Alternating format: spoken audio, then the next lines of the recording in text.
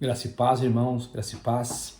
Muita alegria que nós vamos dar início agora à nossa terceira aula do livro de Gênesis, né? Estamos nesses dias, com a graça de Deus, estudando o livro de Gênesis, o Pentateuco, começando por Gênesis.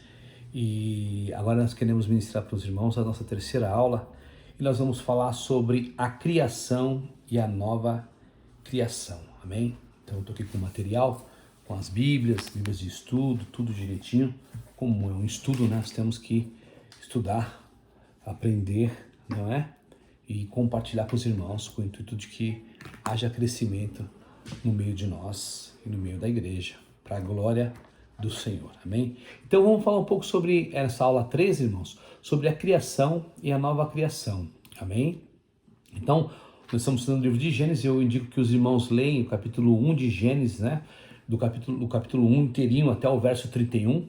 São 31 versículos do capítulo 1 de Gênesis. Aconselho que os irmãos façam a leitura para acompanhar melhor e compreender melhor o nosso estudo sobre Gênesis. Amém? Que o Senhor nos ajude, que o Espírito Santo nos guie neste momento, que o Senhor nos capacite, nos ilumine, nos dê entendimento, discernimento e principalmente que haja luz, né? Que haja luz, aleluia, sobre nós, sobre a igreja, sobre esse estudo, sobre esta aula, para a glória de Deus, amém? Então, irmãos, como eu estou falando, é bom que os irmãos leiam, né? Leiam o capítulo 1 de Gênesis, do verso 1 até o verso 31. Eu vou estar lendo aqui dois versículos de Gênesis, o primeiro, o verso 1 de Gênesis e 2, mas os irmãos, é bom que os irmãos leiam todo o capítulo 1 de Gênesis, que vai até o versículo 31. Então vamos lá, o verso 1. No princípio criou Deus os céus e a terra. A terra, porém, verso 2, a terra, porém, estava sem forma e vazia. Havia trevas sobre a face do abismo, e o Espírito de Deus pairava sobre as águas. Aleluia. Deus seja louvado. Amém?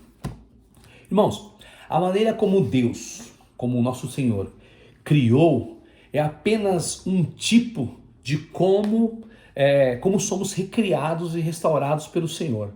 Como dissemos na aula anterior, a terra, ela tornou-se sem forma e vazia. Essa é a realidade, né? Aí é uma tradução mais correta. A terra, ela tornou-se sem forma e vazia. Por causa de quê? Por causa da queda de Lúcifer. Houve uma rebelião no céu. Houve um juízo, houve um julgamento. Nós já falamos isso na aula anterior. Então, porque Deus não cria nada sem forma e vazio. Deus não cria o caos. Isaías 45:18, eu vou ler mais uma vez aqui com os irmãos, estou de chequeira aberta já, ó. Diz assim, por que eu estou falando que Deus não cria nada sem forma e vazio? Deus não cria caos. Por causa desse versículo de Isaías 45:18, tá aqui, ó, vamos lá. Diz assim, ó, porque, Isaías 45, verso 18, porque assim diz o Senhor, que criou os céus, e Ele é o único Deus, que formou a terra e a fez, Ele a estabeleceu. Ele não criou para ser um caos, mas para ser habitada. Eu sou o Senhor e não há outro. Então, o nosso Deus não criou o caos, não criou a vazia. Houve um juízo, houve um julgamento. E nós sabemos que isso aconteceu de acordo com o texto de Isaías e de Ezequiel. Ezequiel 14, não é isso? A gente leu aqui na aula anterior, dá uma olhadinha na aula anterior, na aula 2, nós falamos sobre isso, sobre a queda, sobre a rebelião de Lúcifer. Ele foi expulso dos céus e ele arrastou uma terça parte com ele dos anjos que foram lançados na terra. Aí a terra tornou-se sem forma e vazia, por causa da queda do diabo. Por isso que o tema do nosso estudo é a criação e a nova criação. Então a terra se tornou-se sem forma e vazia por causa da queda do diabo. Esta não era a condição original, porque Deus, como nós já falamos, não cria nada para ser um caos. O homem também não foi criado para viver e ser um caos. Ele tornou-se assim por causa da ação do pecado e do diabo. Amém? Então, o homem semelhantemente também não foi criado para ser um caos e para viver um caos.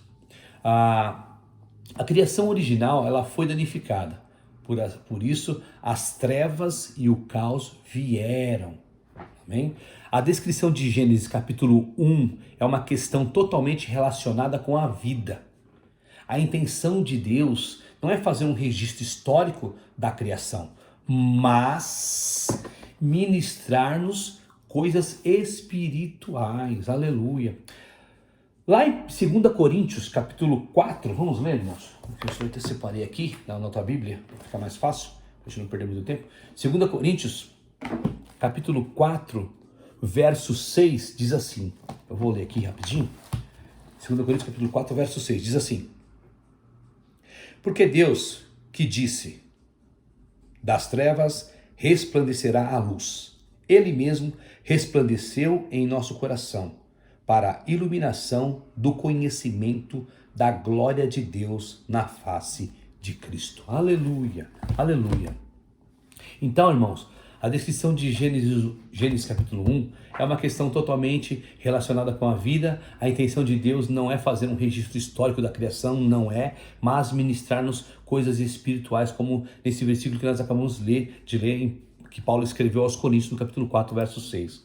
Porque Deus que disse, das trevas resplandeceu, das trevas resplandecerá a luz. Ele mesmo resplandeceu em nosso coração para a iluminação do conhecimento da glória de Deus na face de Cristo.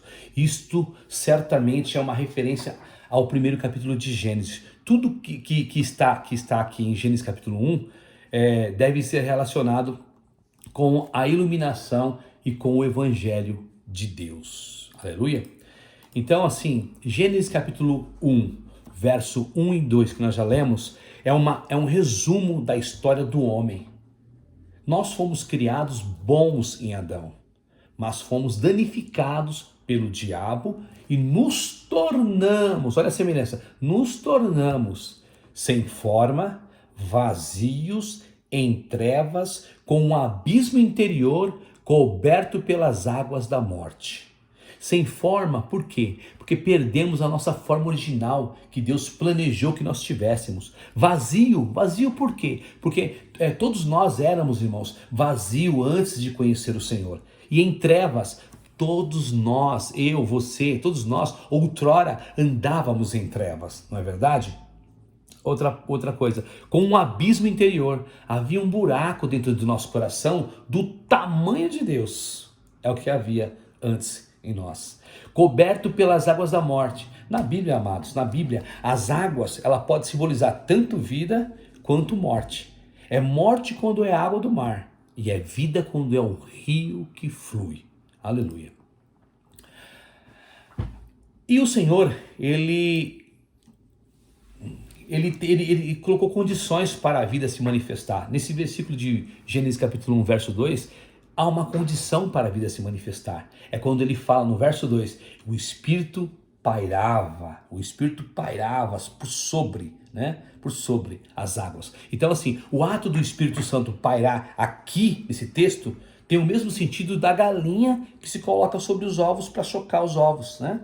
Então ela se coloca ali naquela posição sobre os ovos para proteger, para guardar, para gerar a vida, para que aqueles ovos ali tornem vida, virem vidas, né? E nascem seus pindainhos. Então, o Espírito Santo pairando é isso, ele está como se estivesse chocando a vida, gerando vida aonde é o caos, aonde tornou-se caos, aonde houve a queda, aonde houve o pecado. Ali o Espírito Santo está gerando vida, está cuidando, está pairando, está chocando, está como uma galinha, protegendo.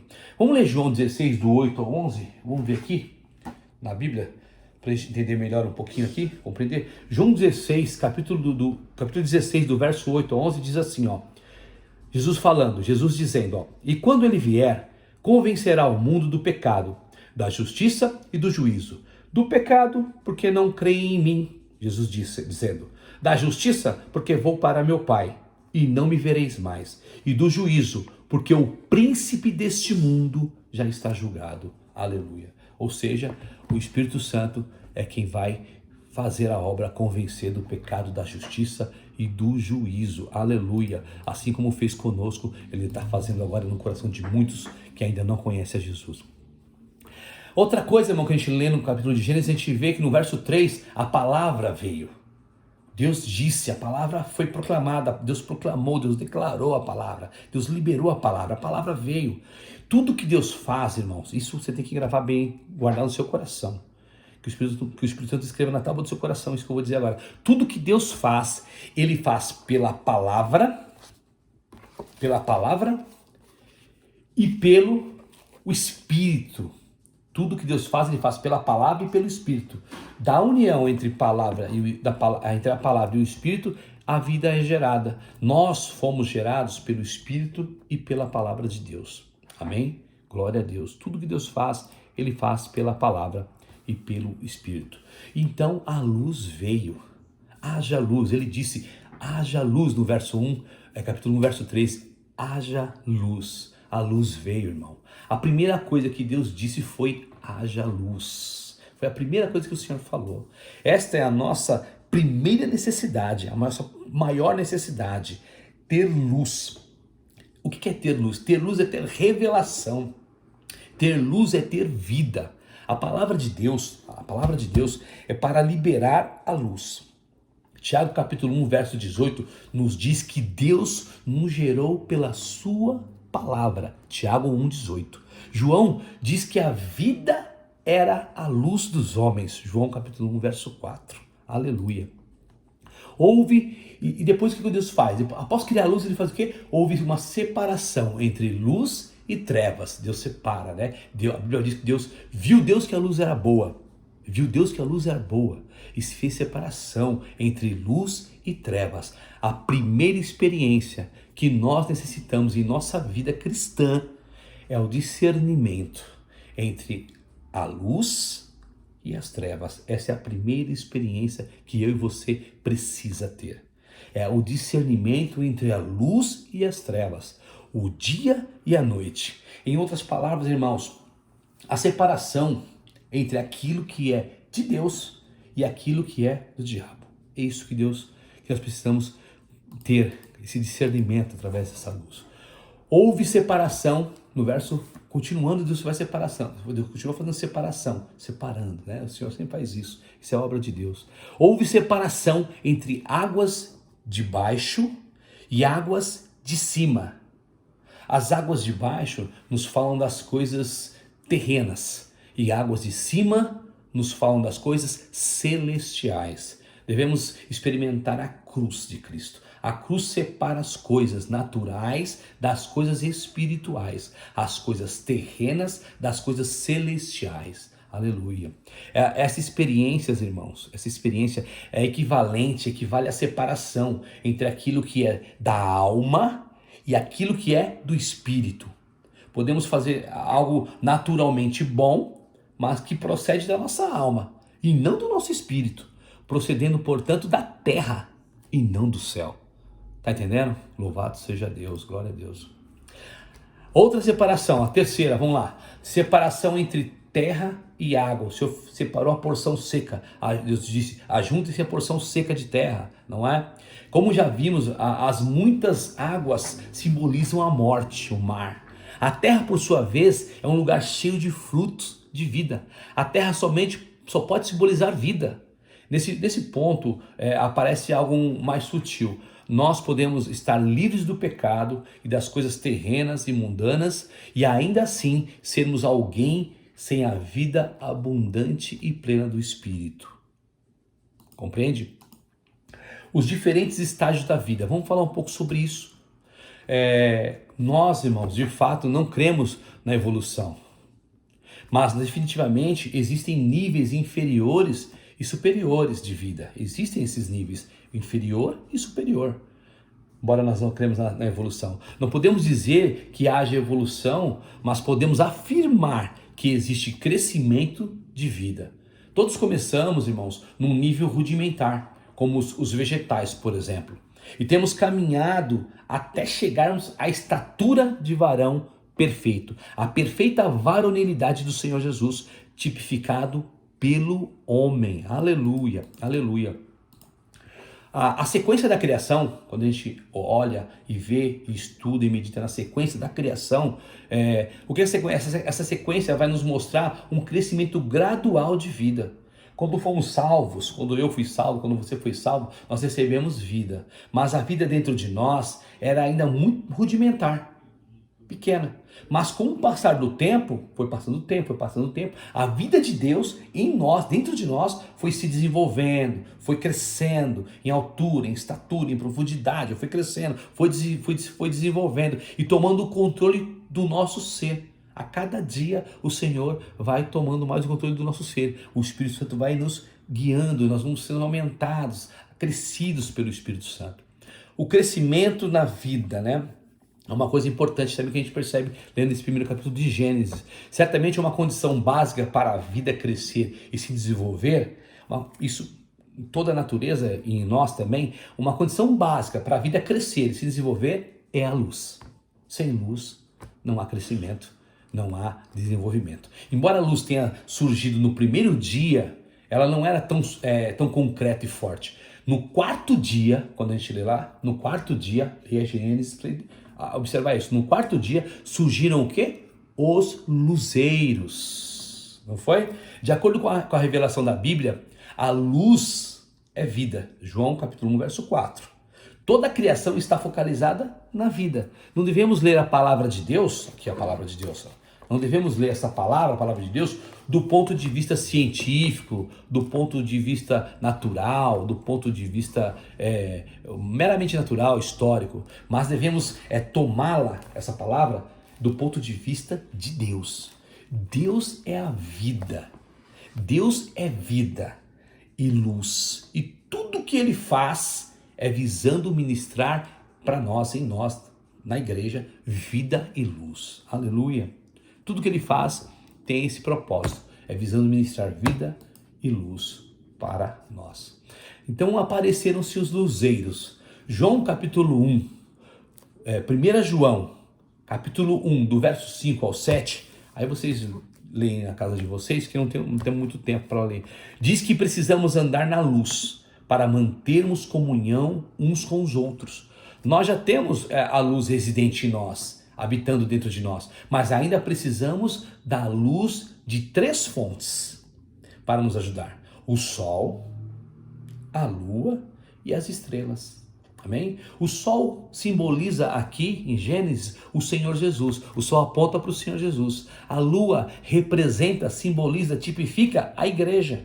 E as estrelas, os santos individualmente, eu e você individualmente. Amém? Essas 3 fontes de luz são para fazerem separação entre luz e trevas.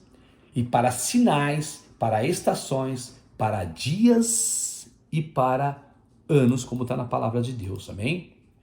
O sol, Malaquias 4:2, Lucas capítulo 1, no versículo 78 e 79, em tipologia, o sol, leia esse texto que eu falei para vocês, irmãos. Em tipologia, o sol representa Cristo, em tipologia bíblica. Nós já falamos sobre isso na primeira aula, sobre tipologia, sobre analogias, né? Alegorias, tipologias, simbologias. Então, em tipologia, o sol representa Cristo. Mateus 4,16 diz que quando Cristo apareceu pregando, ele apareceu como uma grande luz. As pessoas que estavam nas trevas viram uma grande luz.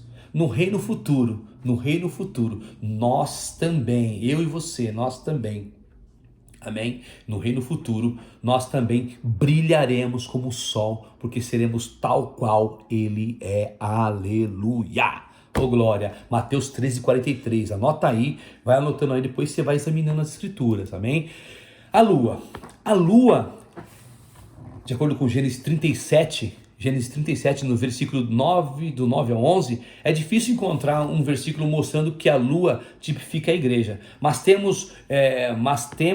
podemos usar como base o sonho de José. No seu sonho, o pai era o sol, o sonho de José. A mãe era a lua e os irmãos 11 estrelas, sendo Cristo o sol. É natural que a sua noiva seja a lua, amém? A lua é um objeto que não possui luz própria. Isso aí você aprende na escola, né? A luz não possui luz própria, mas reflete o quê? A luz do sol. Isso é um quadro da igreja, a igreja não possui luz em si mesma, não é? Nós como igreja, a igreja reunida também não possui luz de si mesma, não é? A luz não é nossa, mas a igreja reflete a luz de Cristo, que é o sol. Além disso, a lua não é estável, Ela pode estar cheia, minguante, lua nova. O sol, por sua vez, é sempre o mesmo, imutável. Aleluia, aleluia, glória a Deus. Coisa linda a palavra de Deus, né? As estrelas. Leia Daniel 12, capítulo 12, verso 3, Filipenses capítulo 2, verso 15. As estrelas, irmãos, representam os santos, os vencedores, que resplandecem no meio da noite escura deste mundo tenebroso. Apocalipse capítulo 1, verso 20 diz que as igrejas são candelabros refungindo nas trevas, e os anjos das igrejas, e os anjos das igrejas. Ou seja, os vencedores são estrelas nas mãos do Senhor. Glória a Deus, aleluia. Então, qual foi o Senhor diz na Bíblia? Para governar, não é isso? Para governar. A palavra do Senhor nos diz que esses luzeiros que foram dados com propósitos definidos, eles foram criados para governar. A luz governa pelo seu brilho. Aquele brilha, governa, né? As trevas trazem confusão, mas aquele que traz luz rege. Aleluia, não é assim? A primeira finalidade dos luzeiros, irmãos, é fazer separação entre a noite e o dia. Essa separação já havia sido feita, mas agora os luzeiros tornaram essa separação ainda mais nítida, não é? E forte. Além disso, os luzeiros do quarto dia não são para gerar vida, mas são para o crescimento de vida. Quanto mais elevada for o nível de vida, maior será a compreensão e a resposta de Deus, permitindo assim que Deus mesmo seja expresso em nós, na igreja. Amém?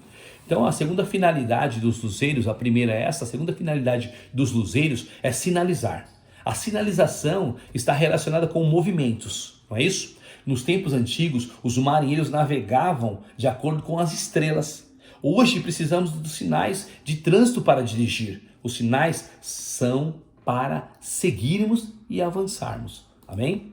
A terceira finalidade dos luzeiros é estabelecer as estações. Sinais são para o movimento, mas as estações são para o crescimento. Aleluia. Em Eclesiastes diz que há tempo de plantar e tempo de arrancar o que plantou. Estas são as estações. Essas são as estações, e estações são para o crescimento. Amém? Louvado seja Deus. Então, irmãos, a última finalidade dos luzeiros que nós vemos na palavra do Senhor na Bíblia, a última finalidade dos luzeiros é estabelecer o quê? O começo de novos ciclos. É estabelecer o começo de novos ciclos, é estabelecer o começo de dias, né? De novos ciclos, estabelecer o começo de dias e anos, ou seja, os luzeiros estabelecem o começo de novos ciclos, de dias, anos, e nos falam de novos começos. Amém? Então, eu quero aqui citar algumas passagens bíblicas para os irmãos, para ficar melhor guardada essa parte, né? Então, assim, quando o povo de Israel, irmão, saiu do Egito, lá em Êxodo 12:2, eu vou ler aqui para os irmãos, o Senhor disse que aquele era o início de um novo ano. Quando nós fomos salvos também tivemos o início de um novo ano, uma translação em nossas vidas. Nenhuma lavoura, irmão, pode crescer sem estações, sem dias e anos. Como lavoura de Deus, precisamos desses ciclos de vida.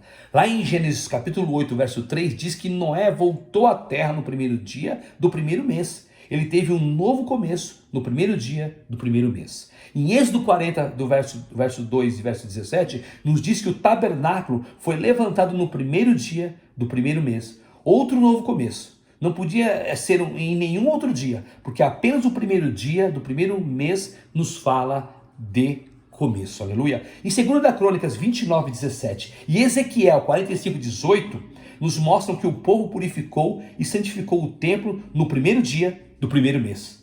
De acordo com Esdras 7, capítulo 7, verso 9, a volta da Babilônia começou no primeiro dia do primeiro mês. Irmão, o que isso quer nos dizer?